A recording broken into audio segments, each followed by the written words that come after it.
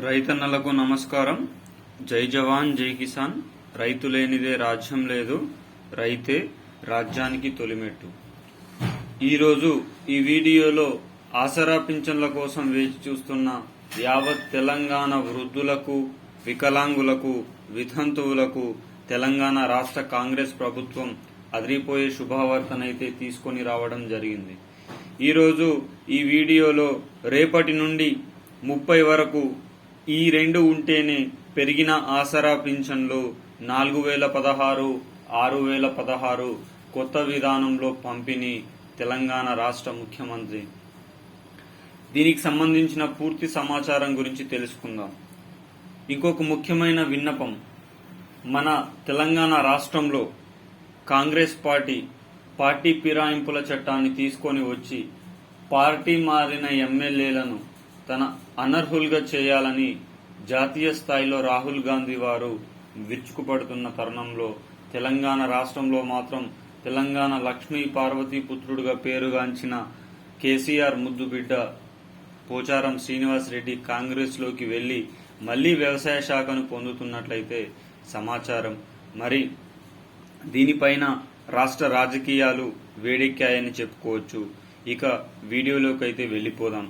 వీడియోని ఎవరైనా మొట్టమొదటిసారిగా చూస్తున్నట్లయితే చూసిన వెంటనే లైక్ చేయండి, షేర్ చేయండి, కామెంట్ చేయండి, అదేవిధంగా సబ్స్క్రైబ్ చేసుకోండి. మీరు లైక్ చేయడం వల్ల ఈ వీడియో తెలంగాణ రాష్ట్రంలో ఉన్నటువంటి 53,58,000 తెలంగాణ ఆసరా పింఛన్ వాహులకు వీడియో చేరడం జరుగుతుంది. మీరు బంధుమిత్రులకు షేర్ చేయడం వల్ల ఈ నెల ఆసరా పింఛన్లకు సంబంధించిన పూర్తి సమగ్రమైన సమాచారం గల వీడియో వారికి చేకూరడం అయితే జరుగుతుంది.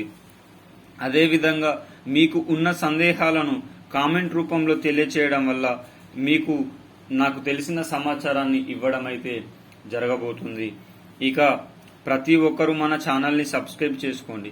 మీరు సబ్స్క్రైబ్ చేసుకోవడం వల్ల తెలంగాణ రాష్ట్ర ప్రభుత్వం నుంచి కానీ, ఆంధ్రప్రదేశ్ రాష్ట్ర ప్రభుత్వం నుంచి కానీ, కేంద్ర ప్రభుత్వం నుంచి కానీ ప్రభుత్వాలు ప్రవేశపెట్టే వినూత్నమైన ప్రజా సంక్షేమ పథకాలు ఎప్పటికప్పుడు సమయానుసారంగా, నిర్దిష్టానుసారంగా లోపభూయిష్టమైన సమాచారంతో మీ ముందుకు తీసుకొని రావడం జరుగుతుంది.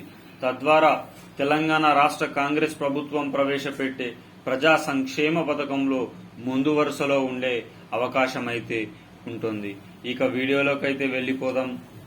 తెలంగాణ రాష్ట్రంలో ఉన్న రైతన్నలకు శుభవార్తగాని చెప్పుకోవచ్చు.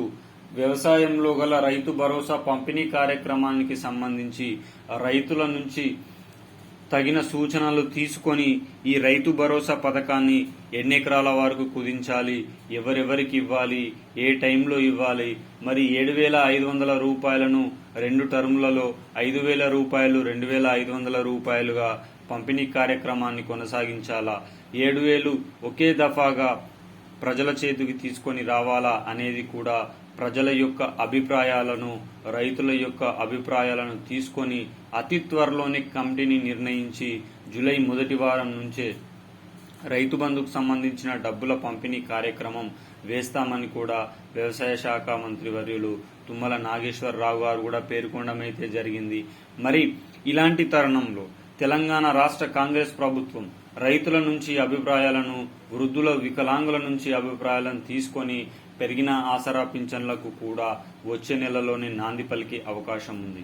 చాలా మంది మిత్రులకు అడుగుతున్న సందేహం, అంటే కోఆపరేటివ్ బ్యాంకుల్లో ఉంటే లోన్ ఉంటే మాత్రమే రుణాలు మాఫీ అవుతాయా, వ్యవసాయ పట్టా భూములు తాకట్టు పెట్టి ఎక్కడ తీసుకున్న రుణాలు మాఫీ అవుతాయా అంటే దీనికి సంబంధించిన కీలక సమాచారం, కీలక సూచనలు, కీలక అప్డేట్ ఈ రోజు లేదా రేపు విడుదల కాబోతుంది.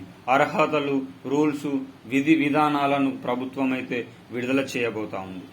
మరి ఈ జిల్లాల వారీగా పంపిణీ కార్యక్రమం ఉంటుందా, రాష్ట్ర వ్యాప్తంగా ఒకేసారి 2 లక్షల రూపాయల వరకు కార్యక్రమం ఉంటుందా, లేకపోతే వార్తల్లో చక్కర్లు కొడుతున్నట్టుగా 75,000, 50,000, 75,000 3 దఫాలుగా పంపిణీ కార్యక్రమం ఉంటుందా అని చూడాలి.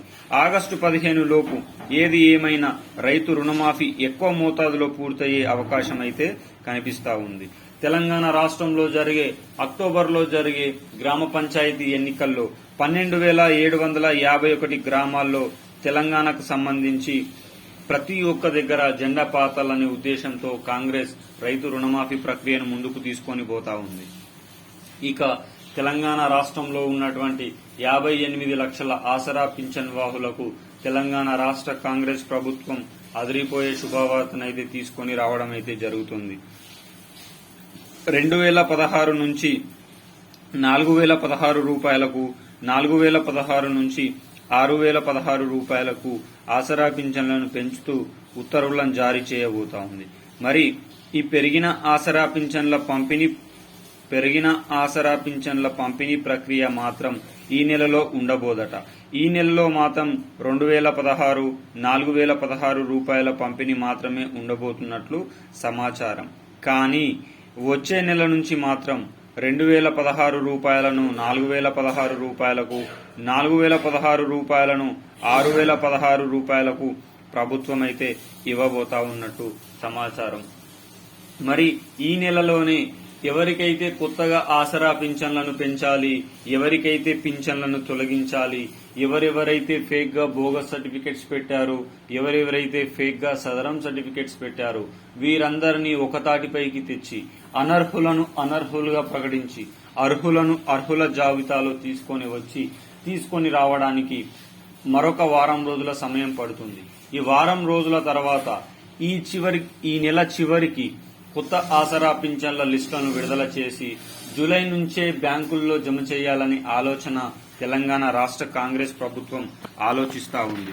బ్యాంకుల్లో జమ చేయడానికి గల కారణం తెలంగాణ రాష్ట్రంలో గవర్నమెంట్ ఎంప్లాయీస్లు, ప్రభుత్వ ఉద్యోగులు మొదటి నెలానే జీతాలను తీసుకుంటున్న వేళ తెలంగాణ రాష్ట్రంలో ఉన్నటువంటి 58 లక్షల ఆసరా పింఛన్ వాహులకు కూడా మొదటి నెలనే జీతాలు ఇచ్చే విధంగా ఆసరా పింఛన్ల పంపిణీ కార్యక్రమం చేయాలని తెలంగాణ రాష్ట్ర ముఖ్యమంత్రి వర్యులు ఒక వినూత్నమైన ఆలోచనతో బ్యాంకుల్లో జమ చేయాలని ఆలోచిస్తున్నట్లు సమాచారం. ఒకవేళ డబ్బులను గినక బ్యాంకుల్లో జమ చేస్తే ఆసరా పింఛన్ వాహులు తన సమయానికి అనుగుణంగా బ్యాంకుల్లోనే పడిపోతాయి. పోస్ట్ ఆఫీసులో దగ్గర గంటల తరబడి నిలబడాల్సిన అవసరం కూడా లేదు అని కూడా మనకు అర్థమవుతా ఉంది. ఏది ఏమైనా తెలంగాణ రాష్ట్ర కాంగ్రెస్ ప్రభుత్వం 180 రోజుల పరిపాలనా కాలంలో ప్రజా సమస్యలను పక్కకు పెట్టి కేంద్రంలో అదేవిధంగా రాష్ట్రంలో రాజకీయాలపైన దృష్టి పెట్టిందని చెప్పుకోవచ్చు.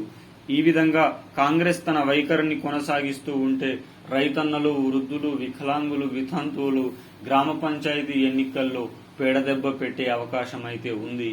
మరి అంతా బాగానే జరగాలని కోరుకుందాం. వీడియో నచ్చితే లైక్ చేయండి.